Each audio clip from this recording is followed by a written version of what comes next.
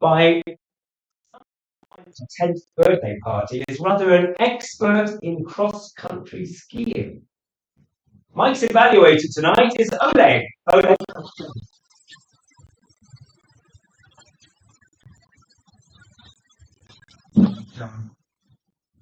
It's my pleasure to introduce Mike, who's going to be delivering a speech on a track called Leadership Development. The goal of the exercise is to write a speech with a purpose. And the title of the speech is going to be Nothing to See Here. And I'll let Mike to explain what that means and how and what's the purpose behind it. Mike?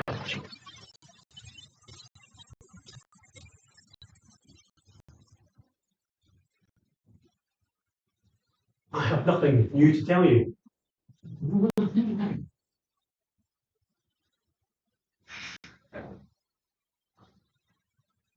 I wish I could disagree, but I can't argue with the maths. Just think about it. There are only 1,462 plots in the world. You boil that down, there are only 36 narrative devices. There are only 12 steps in Campbell's hero's journey. There are only 6, if you really, really boil it down, really stories.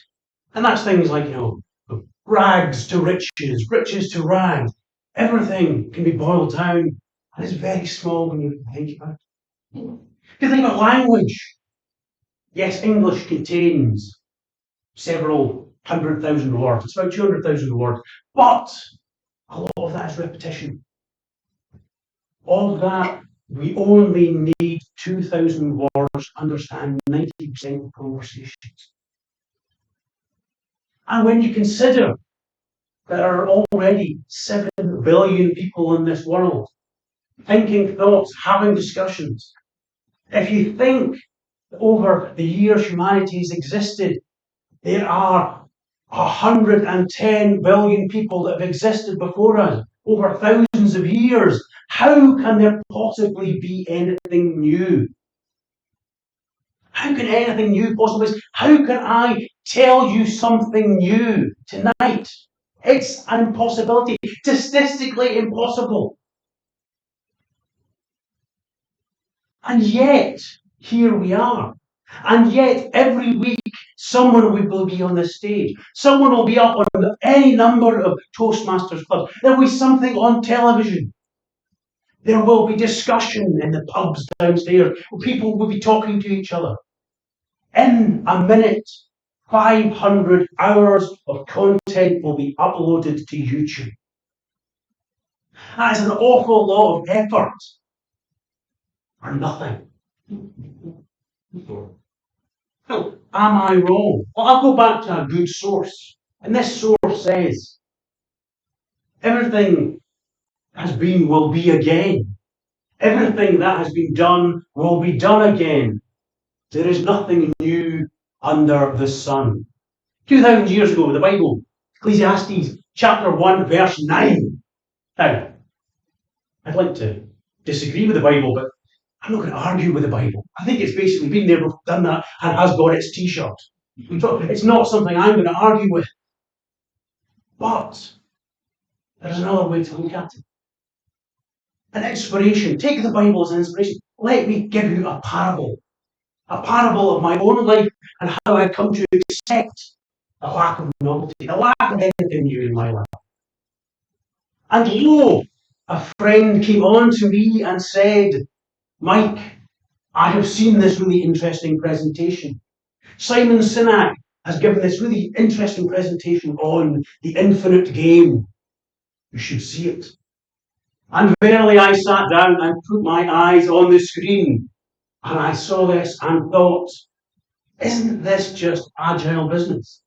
Hasn't this been done for 40 years? What is new here? Is he not just selling us stuff we already know? And lo, I felt smug. But in that moment of smugness, I stepped away from the path. I had my road to Damascus style conversion. Epiphany hit me before I got too self-absorbed. I saw what was fundamentally important in all of this. It was not the content that was important. It was not the content which was new. It was the way it was delivered. I'm sure my friend had seen this material again and again and again in numerous formats.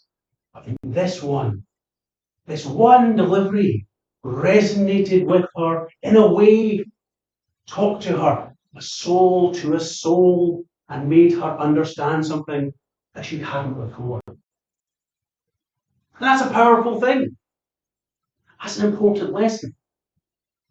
But you're not a Toastmaster, or at least a good number of you are Toastmasters, and you're thinking, but Mike, that's Toastmasters 1. That is know your audience. That is make sure to fit your content to your audience. And yes, you're right, but you're also missing that how you go about it. Think of it like Plato's cave. Or rather, think about it like this room. We all have a window looking into this room. We all have our particular viewpoint based upon where we have come from in life, based upon our experiences, our learnings, what we know. We can broaden the window by learning new things, expanding new things, but we can't fundamentally change our position looking into that room. We can see the sofa. We cannot see what's behind the sofa. Someone else can. Someone else has a different viewpoint. They've come from a different direction. They understand a different language. They come from a different culture. They look at the room from a different perspective. And together, by sharing these insights, by resonating, we can come together and understand things more. It's not about the content. It is about the shared experience. That is why Toastmasters is so powerful. But more importantly, that's why every single one of you is so powerful. I've had people come up to me and say, I have nothing new to say. I can say to them, yes, you are right. But it's not what you say, it is how you say it and where that comes from. That is the most important thing. When you stand up here and you say something from your perspective, with your history, with your absolutely 100% unique story, no one can argue with that. They might want to disagree, they might want to sit there and say no, but they can't argue with you.